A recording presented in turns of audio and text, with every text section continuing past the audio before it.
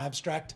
I am proud to have created 23 small businesses in the state of California and employed hundreds and hundreds of workers. I have deep appreciation and respect for the entrepreneurs throughout this country and certainly in the state of California. And I can assure you, even with the significant improvements advanced by the leadership of Nancy Pelosi and Chuck Schumer, we still need to do more for small business, for nonprofits, and others. So again, I want to just compliment the work that was done.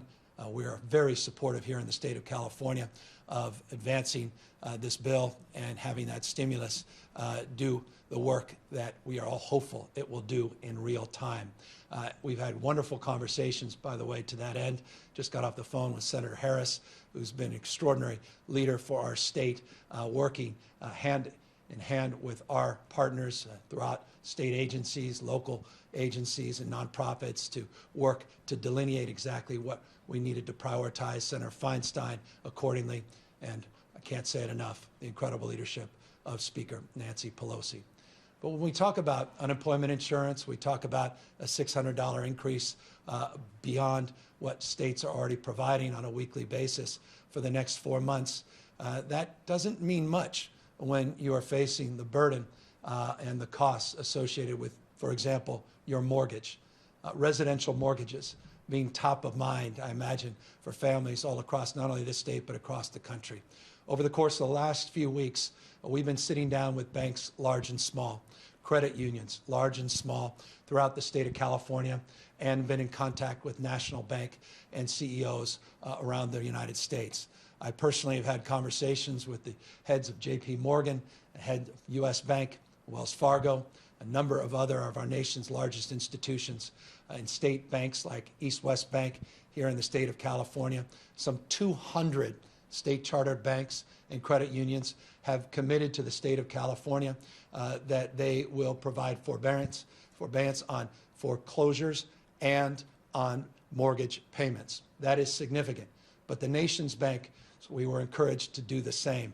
And I'm very pleased that Wells Fargo, U.S. Bank, Citi, and J.P. Morgan Chase have all agreed to 90-day waiver of payments for those that have been impacted by COVID-19. And that's an important point to make.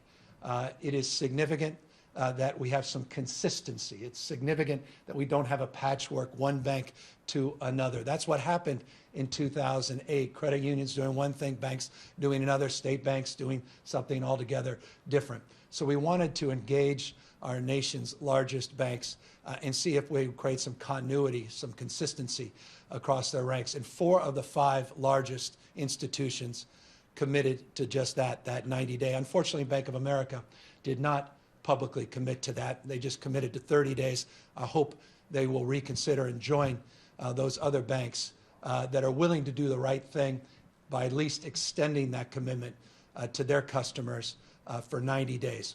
While the state of California doesn't have regulatory oversight of those banks, I'm sensitive to that, and I know that the banks certainly are sensitive to that.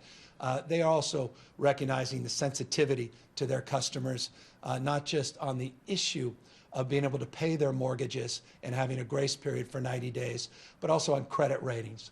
And that's also part of the broader commitment that we have secured by those nation's 4, those 5 largest, our nation's banks, and all of the state charter banks and credit unions, counting 200 plus. And so I want to just compliment them for their willingness to engage us and our team, Ben Chita, Commissioner Alvarez, and others that have been working overtime to organize these principles and advance them.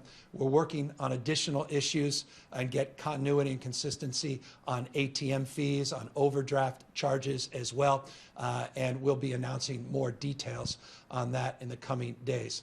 I also, though, recognize, while significant to have that continuity as it relates to residential mortgages, as a small business person, you're wondering, as a nonprofit leader, as a church leader, you're wondering what's in store in terms of next announcements, next steps for you. And know in real time we are also working with those same institutions to socialize some continuity and some consistency to help you as well. So no, the job is not done.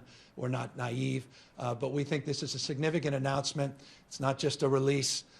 It is a significant a framework to advance commitments that we have absolute certainty are real based upon personal commitments that I received directly from the leaders of these companies, again, with the exception, unfortunately, of the Bank of America. I also want to just make a few comments about the work the state of California is doing to meet this moment as it relates to the needs for personal protective gear, as it relates to anticipating our surge capacity. I made an announcement a couple days ago that we're looking to additional 50,000 hotels, or rather units for support from hotels, motels, skilled nursing facility, and our hospitals to find additional bed capacity for acute care throughout the state of California.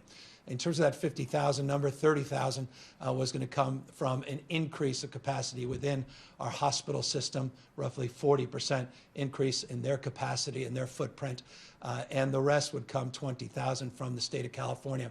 I'm pleased today that Seton Hospital was one of those early announcements we made. We were able to get a lease on Seton, and Seton now is already operational today. That's a significant milestone. We're not just having conversations in the abstract about finding and procuring assets, but the human resources necessary to operate those assets. And that is the significance of Seton today. It is being now staffed by the extraordinary heroes, our nurses and doctors, and we have at least the first tranche of appropriate personal protective gear that is available at that site. St. Vincent down in LA was another one of our announcements, and we're working to do the same there. And of course, the number of other hospitals that we have also identified and are in the process either of having already taken the physical asset over and in the process of securing the staffing, but also advanced conversation on a number of other hospitals, including CPMC in San Francisco, to provide for more surge capacity. 3 sites already, Santa Clara, Riverside, and San Mateo, where we're working either on the fair grounds or working in the convention centers to begin the process of converting those larger field medical stations that the president was generously able to procure and provide. Remember, 8 of those are coming to the state of California. That's 2,000 additional medical beds. Those sites are already unpacking, are in the process of being made operational. I mentioned yesterday, I was very proud, they're right behind me here at our State Emergency Operations Center. We have the leadership of the USS Mercy that are here, and we're working out the details and protocols with LA County, LA City, and LA Port on making sure that site is prepared and prepped for Friday's arrival of that ship, and Saturday, Sunday, as we begin to process the possibility of first individuals to come on board. The configuration, I know there's been a lot of reporting, up to 1,000 beds. A lot of those are bunk beds, may not be ideal, so the number will come down substantially from 1,000. It's still a work in progress, and quite literally, that's the progress that's being made in real time here in our operations center. So we'll announce more on that in the coming days. I want folks to know that we have already distributed 24.2 million N95 masks in the state of California. That is a significant number. It's still insignificant to meet our needs. I was very pleased today in our last briefing.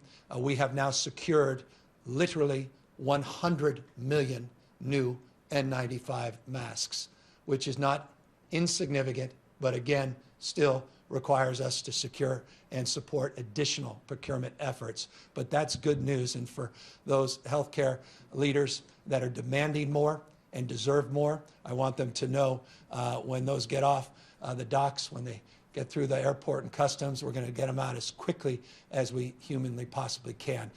Those procurements are not just limited to N95 masks. Those include coveralls and gowns and shields and the like, and we'll make those numbers public as well for those that are interested. But no, this Herculean effort is underway, and it is taking real shape. I'll just be even more specific. I mentioned Sir Richard Branson and Virgin and what they have committed to 747 to Hong Kong to come back into Oakland Airport.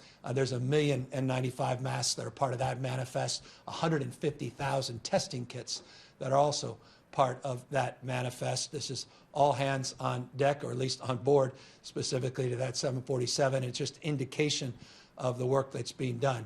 Elon Musk announced officially 1,225 ventilators, well in excess of the 1,000 he said he was going to get us. He was able to find an additional 225 and distributed those throughout our hospitals. I mentioned Bloom Energy. These folks deserve recognition. They are converting now about 30 a day of our ventilators. Talk about repurposing a manufacturing plant to meet this moment. And we've got 30 of our 514 ventilators that were in our cache at EMSA and CDPH, and they are repurposing, reconfiguring those assets, and they, again, deserve credit. We speak about tests. I note that 150,000 new test kits coming because of the largesse of the partnerships with Kaiser, with Apple, and Virgin doing substantively the logistics. The testing issues are incredibly important to Californians and Americans. We, like others, have been very vocal about the issues in the last few weeks around reagents, RNA extraction kits, and now with new technologies coming online, higher processing speeds, automation, the higher throughput that you've been hearing about all over the national news, we're getting those operations up and running. As a consequence, we were able to put together a new number in terms of the tests that have been conducted in the state of California. As of yesterday, that number is 66,800. It's 39,200 more than we had identified the previous day for a number of reasons. Kaiser is finally up and operational, doing 12,000 tests in Northern and Southern California. All of these smaller labs coming online, and finally, we've got reporting protocols that are feeding up into our system. We had the original 22 labs that were reporting consistently. We then got the commercial labs, be it Quest or LabCorp, to start reporting in. And then, of course, our academic institutions, our hospitals from Stanford, UC, our Sutter affiliates, and Kaiser now more fully operational. This is including, by the way, Verily, the Google affiliate that's doing these field tests that now are not just operationalizing in the Bay Area, but now in Sacramento and Riverside.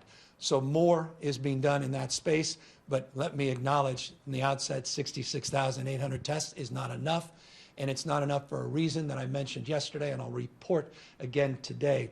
And that is, it's one thing to do the diagnostics, it's another to get word back on the test results. Tens of thousands of those tests that I just mentioned are waiting for the results to be finalized. The backlog now is not just on reagents and RNA extraction kits and on the swabs themselves and the media to transport the swabs and the collection vials, but now also on the delay in getting the results of these tests. And so we are working overtime. We had a conversation today, a text exchange, the company that says they can provide them in 10 minutes. Others are providing technology, say we'll get them back in 45 minutes. We're just vetting those, and we are working collaborative with our team. We've got a full-time task force just on testing protocols to vet these technologies and make sure that we're not being taken advantage of, because one thing we know in this environment, there are extraordinary people, and there are people that do extraordinarily bad things. And so I also want to just extend, that doesn't just include interface with government, people claiming that we need to send the equivalent of Bitcoin in advance to get some materials before they can send them, and questionable activities like that. But I also want people to look out for your own consumer protection, more phishing, more cyber activity. Don't just open any email. Be thoughtful about your own personal protection, particularly as we move more and more online, distance learning, distance work, telework, telemedicine. We become more vulnerable to cyber attacks, cyber hacking, but personal messages from strangers and the like. Just be careful before you provide your credit card, your social security number, your mother's maiden name, your first pet, whatever it may be. Just make sure that you're also being thoughtful, as we are as well, as it relates to a tsunami of people claiming extraordinary things that we have to vet and we have to test. Those test results, by the way, have come back in the state of California. 2,535 individuals as of this morning. And we use a point in time, 10 a.m. On a daily basis, have tested positive in the state of California, 2,535 individuals. That's a 17% increase from the previous day. Tragically, 53 lives lost, including that young person that made national headlines yesterday. And just a point of caution to all of us, and including my own team, as I know people are eager to get information out in real time, and we are as well, and that obviously raised alarm bells across this country because this individual is 17 years old. I just want folks to know there's a protocol and process now in investigating what occurred there with LA County, with CDC, and while it was reported to the state of California through the county, that information, it was reported up. We all, I think, are reminded in this moment that it's not just speed, it's accuracy that must be front and center in our public statements, in our deliberation, and I take that to heart as your governor as well. And so that's being investigated. We'll have nothing more to say on it until we get that information. But I can say this with accuracy. 37 people under the age of 17 in the state of California are part of those that have been tested positive in the state of California. So 36 young folks have been tested positive. 51% as of today, over half 18 to 49 years old. Over half of you, 18 to 49, have tested positive. So these stay-at-home orders are real, and we want to maintain our vigilance. You know, it's interesting. We've been talking about the Olympics in this country. One of the things that all the greatest sprinters in the world have in common, they don't run the 90-yard dash. Let us not run the 90-yard dash on these stay-at-home orders, on home isolation. We can bend the curve. We can defeat this virus, but we can't defeat it unless we commit to fulfilling our individual obligations and our collective responsibilities to meet this moment. These stay-at-home orders are real. They are a bipartisan order. They're not a rural order and an urban order. They're not a Democratic order or a Republican order. The state of California and close to half now of the American people are living under some frame of reference around home isolation. Let's meet this moment. Let's follow through. Halfway is no way.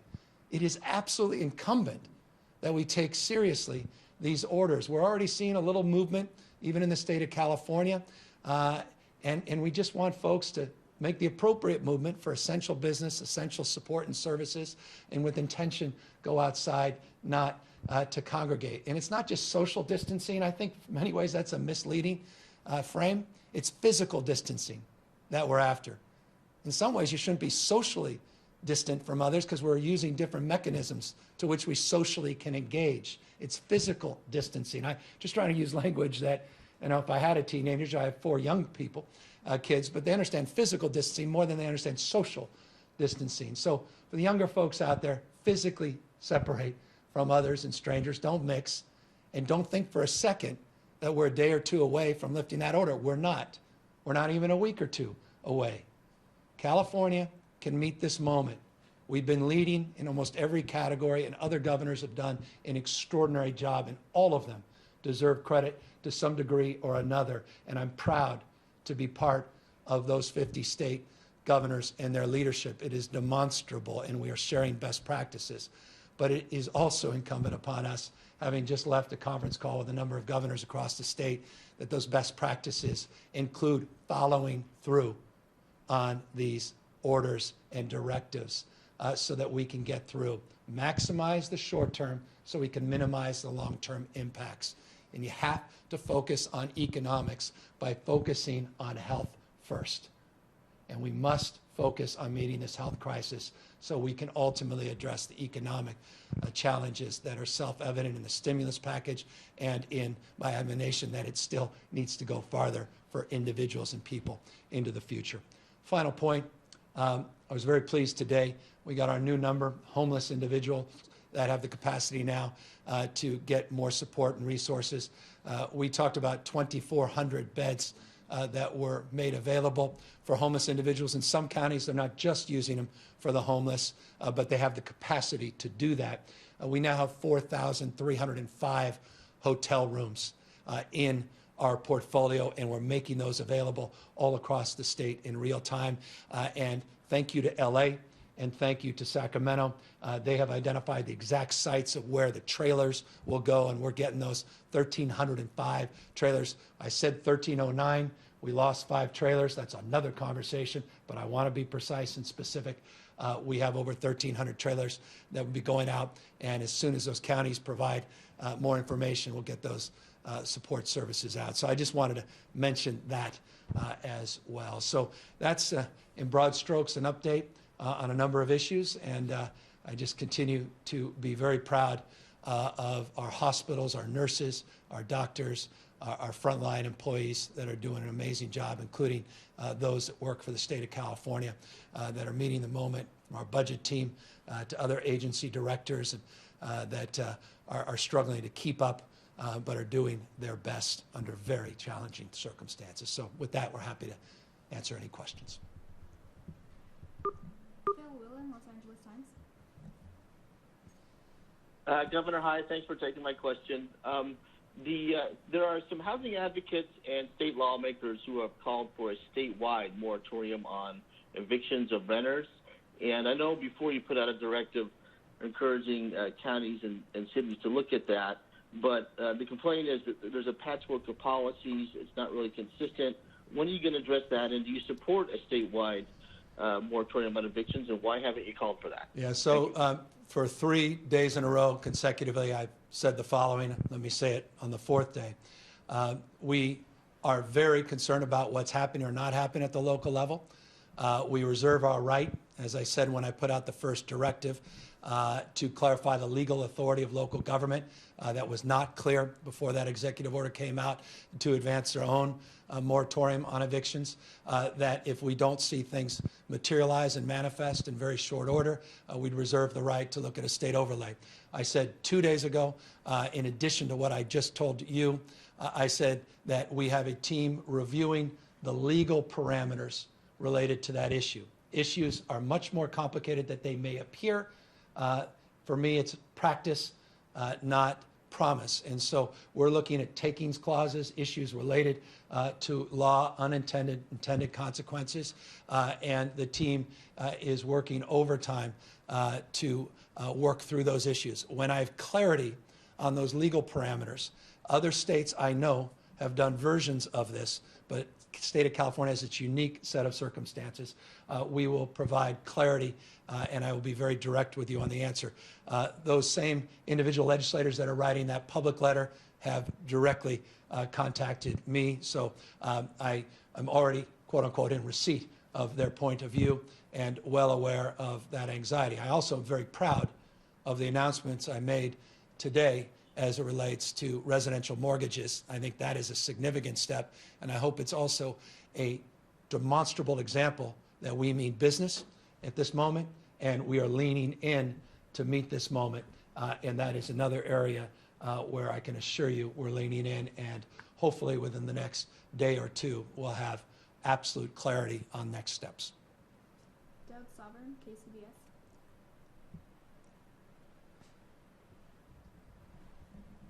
Governor, can you hear me? Perfectly. Hi, Governor, can you hear me? Oh, yes, Doug, absolutely. Hi, Governor, thank you. And I just want to say also on behalf of my reporting colleagues, we really appreciate the opportunity to ask questions whenever you have one of these briefings, since we can't be in the same room, so thanks for making that possible. But as you know, the hospitals are all bracing for a surge that they think could be coming in the next week or two in California. And I'm wondering if you have a sense as to how much we are bending the curve or flattening the curve, and maybe that surge won't happen or it won't be as bad as they fear, or what your thoughts are on, is that surge coming, and is what we're doing making a difference? We're preparing always for the worst, and I want folks to know, some people say, well, are we being honest about the worst case scenario? Are we overstating? Some people say, are we understating? We're going forward as transparent way as possible with the best estimate based on real-time data collection, real-time information. I talked about the need to potentially have the capacity of 125,000 rooms within our hospital and acute care system. That's the 50,000 that I was referring to a moment ago. I talked about how we're breaking that down between what the hospitals, the 416 hospitals themselves would do, and what the state of California is doing. I specifically laid out today that Seton is now open. It's not at the capacity it will be over the course of the next days and weeks, but it is open. And what we're doing at St. Vincent, what we're doing to get CPMC on board, and what we're doing down in Long Beach with the mayor's consent and support, their community hospital, and hospitals in the Central Valley, in addition to those 8 medical field hospitals that were procured through FEMA and the federal government. And so all that are being packaged. And here's the good news. Our hospitals right now are in better position to meet a week or two of a worst case scenario than they have been. Our ICUs as well, the new ventilators that we've been able to procure, in addition to the 7,587 that we started with within the hospital system. We're starting to get those new ventilators that we've been speaking of. I included, by the way, yesterday 170 that came from the federal government down to LA County in that total number. We've got more protective gear that we're getting out and can't get out soon enough. And I talked about that 100 million just on the N95 masks that we've already identified and locked down that is making its way into the state of California. So we hope we can meet this moment. I'm sober about it. I'm deeply proud of our planning efforts. And I say this not as a point of critique, not as a point well, not to make any other point. We're going to own this moment.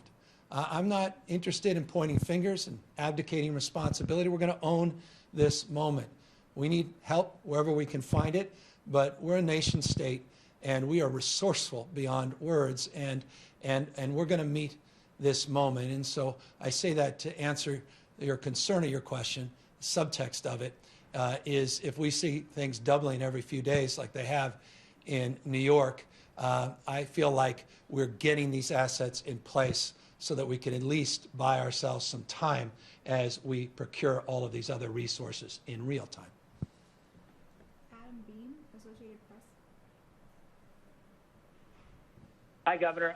Curious about the waiving of the mortgage fees. What are would there be any income requirements or other type of requirements apply for this? I mean, you said earlier it's for people impacted by the virus, but the virus has really impacted everybody. Yeah, no, there's no income provisions that are part of the announcement we made today. So the answer to the question is no, but it is COVID related and some form of documentation. And we want to ease the document side of this. And I can assure you, one of the great critiques post-2008 was the laborious processing back and forth with documentation. And we've been working with the big 5 banks, 4 that are doing the right thing, and all of our state chartered banks to reduce the paperwork and significantly ease this process. I want to say, though, in order to ease the process, let me encourage you as a consumer that may be hearing this or reading about it, if every single person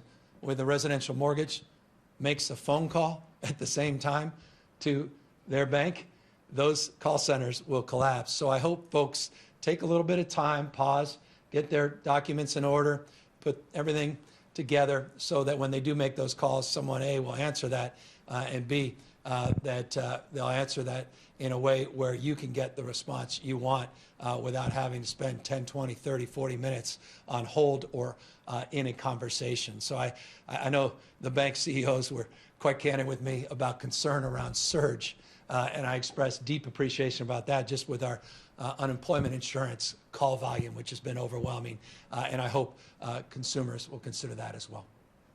Felix Michelson, Fox 11. Michelson, thank you so much for taking our calls. There's been a bit of a controversy in LA County, California's largest county, over the issue of gun stores. The sheriff here says he believes that they're non-essential and would like to shut them down, but he says that there's been some confusion over your guidance on this issue. Do you believe that gun stores themselves are essential businesses that should remain open during this time? Well, I may be the last person to ask this question who passed a statewide initiative to become the first state in America to do background checks, not just on guns, but ammunition purchases. I believe people's right to bear arms, and I believe that people are exercising that right, but I'll defer to the sheriff in this instance, and I'll defer to sheriffs in their respective jurisdiction for that clarification. Laura Mahoney, Bloomberg Law. Hi, Governor. Thanks for taking my question. The federal relief package has a lot of tax changes for individuals and businesses involving items like 401k distributions, charitable contributions, student loan payments, net operating losses, and even a tax waiver for making hand sanitizer. And I'm wondering if you will push for California to conform to those changes, and that would mean getting the lawmakers to do it. Yeah, the answer is we will see.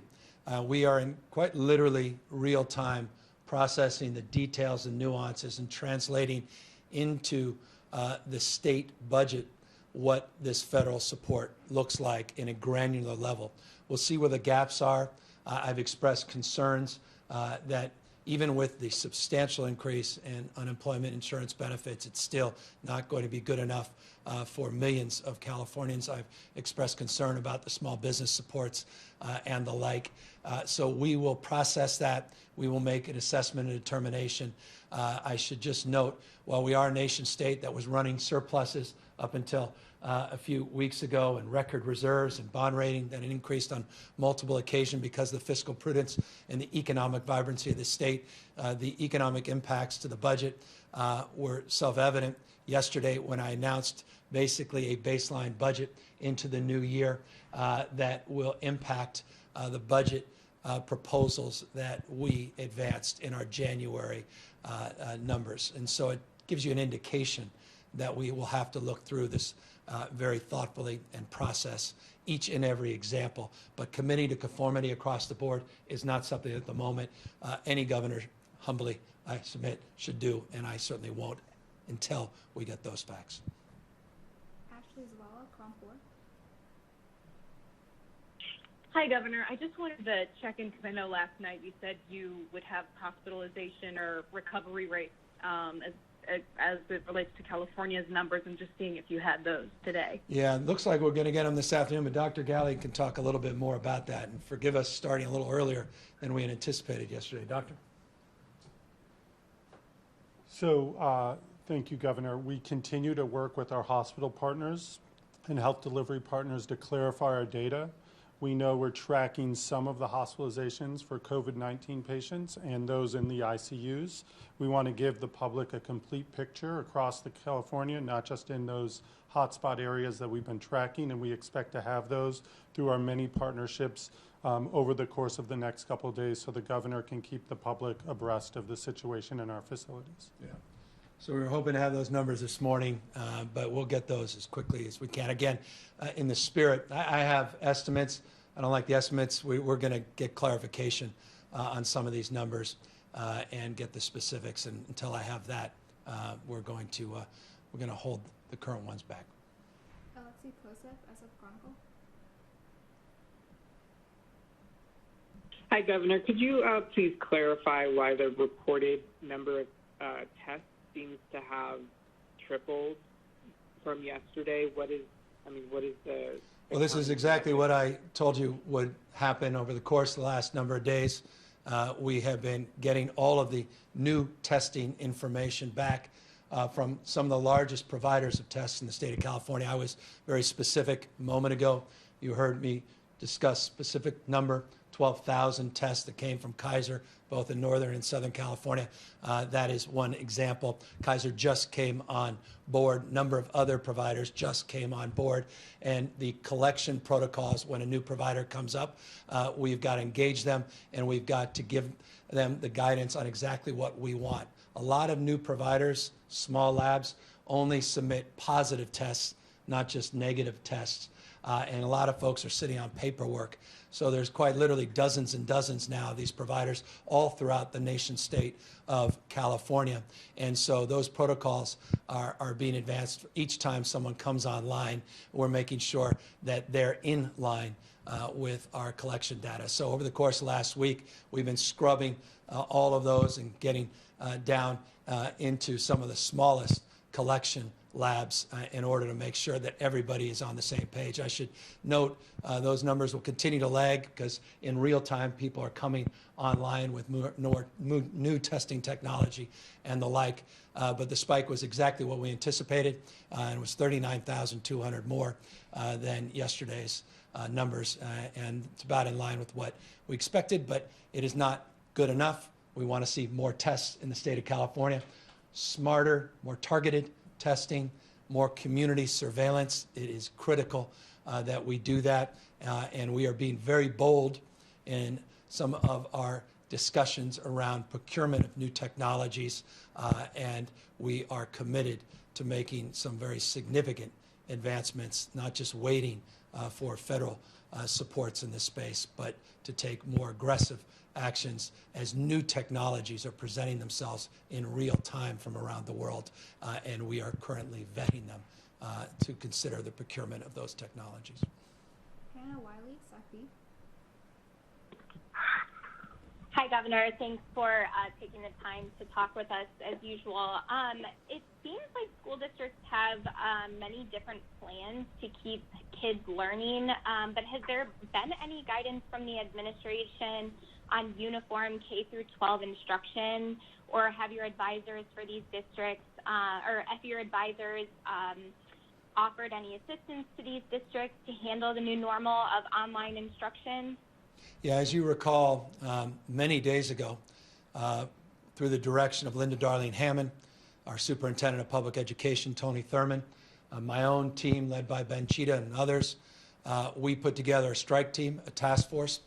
We were quite specific with you in the media. We said that we would need a few days to put out guidance to the 1,000 school districts across the state of California. We met that timeline. We put out very detailed guidance. We broke that guidance down into 4 or 5 categories, well beyond the issues of distance learning to the issues of food distribution and procurement and the like. We got the legislature, incredible leadership of Tony Atkins, Anthony Rendon, to put an additional $100 million of emergency aid that we now made available to the school districts for personal protective gear, for cleaning protocols. So for those sites that are still operational for online or distance learning and or for food distribution, that those sites are safe. And so those protocols, those processes, those procedures are available, and we distribute them throughout the school system, recognizing that we are many parts but one body, meaning one size does not fit all, and these were guidelines and not directives in this sense, that if you're in Tulare County or you're near Visalia, it's a very different condition and environment in terms of resources, community resources, and on-site school resources than perhaps in some other large urban or suburban district. And so that's why our directives were quite nuanced. But I would direct you to those guidelines, which are available on our websites and across the board. Just Google those guidelines, and if you need any help, direct them to my office, and I'll get my team to get them to you specifically. Katie Orr, KQED. Hi, Governor. Because of social distancing, obviously signature gatherers for November ballot initiatives can't be out on the streets collecting those signatures. Do you have any intention of pushing the deadline by when they have to have those signatures gathered? And then are you concerned about the November election in general and any impact that COVID-19 might have on it? We've been in very close contact with our Secretary of State, Alex Padilla, who has really leaned into this moment and has been providing me almost on a daily basis of thoughts and insight in terms of protecting and securing not just the November ballot, but our special election. And as you know, we have a number of special elections in May. We put out a directive a few days ago on the special elections and what the new protocols and processes will be, particularly as it relates to supporting our mail-in ballots.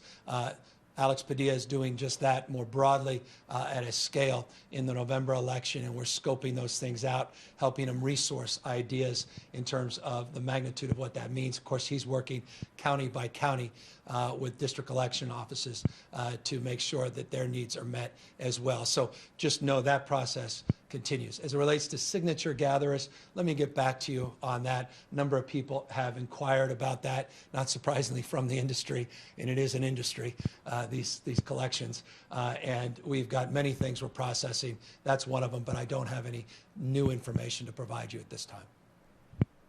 Nicole Nixon, Capital Public Radio. Hi, Governor.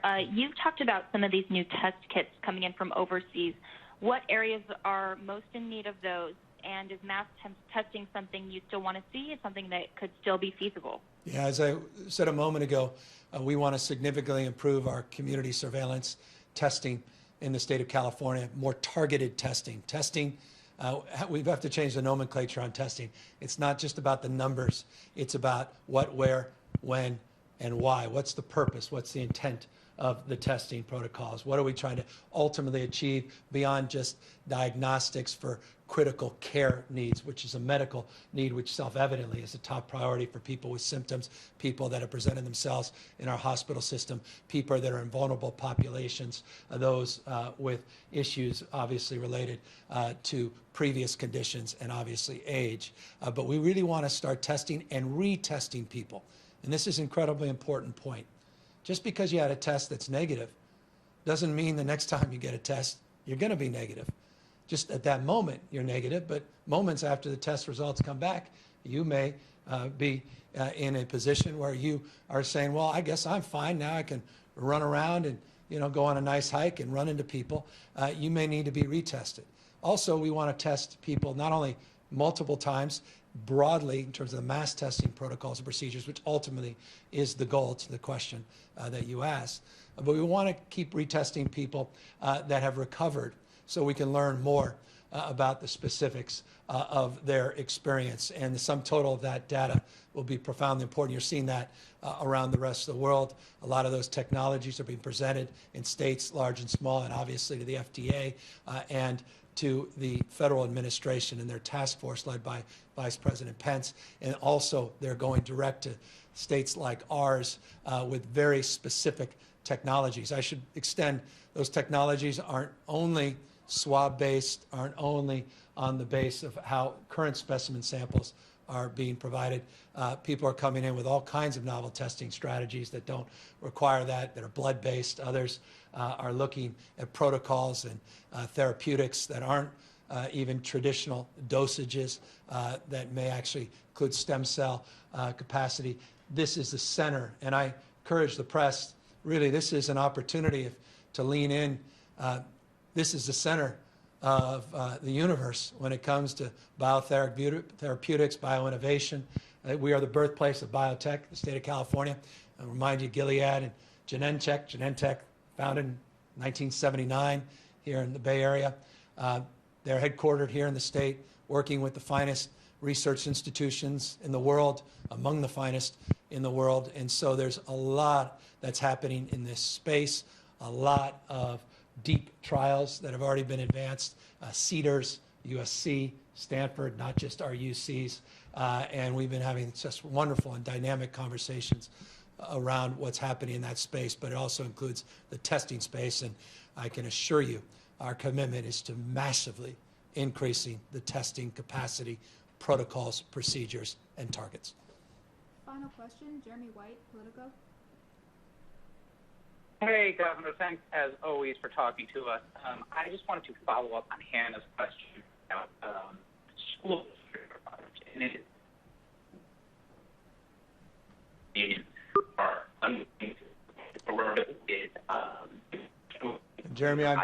Jeremy, this is not because I don't want to answer a school question.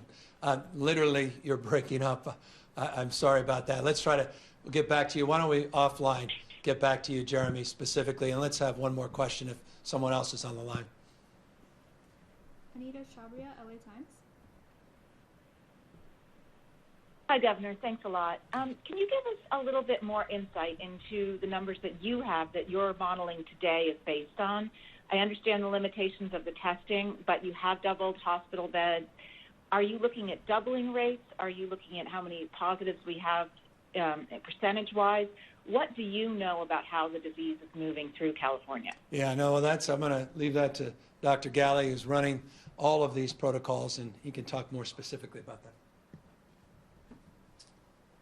So a number of weeks ago, we did work on a sort of homegrown, first in the nation really model around what the impact, knowing what we were learning from many of the repatriation efforts that California was leading and how the disease was starting to come into the state, beginning to be contained at first, and then as we moved into community spread, tracking methodically all of the cases, where they were across the state, contact tracing, et cetera.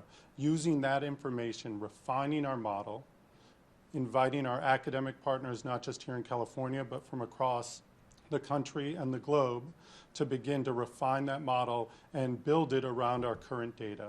Data from Santa Clara in particular, what we were seeing in some of their big hospitals, whether those were individuals who were coming into their emergency rooms with influenza-like illnesses, those who were eventually tested positive and or negative for COVID-19, those who ended up into the ICU. Unfortunately, the growing number of individuals who are dying from the disease.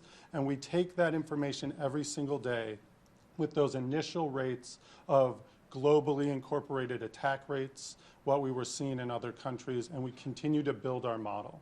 And today, we feel like we're looking at our doubling rate. We originally thought that it would be doubling every 6 to 7 days. We see cases doubling every 3 to 4 days, and we're watching that trend very, very closely.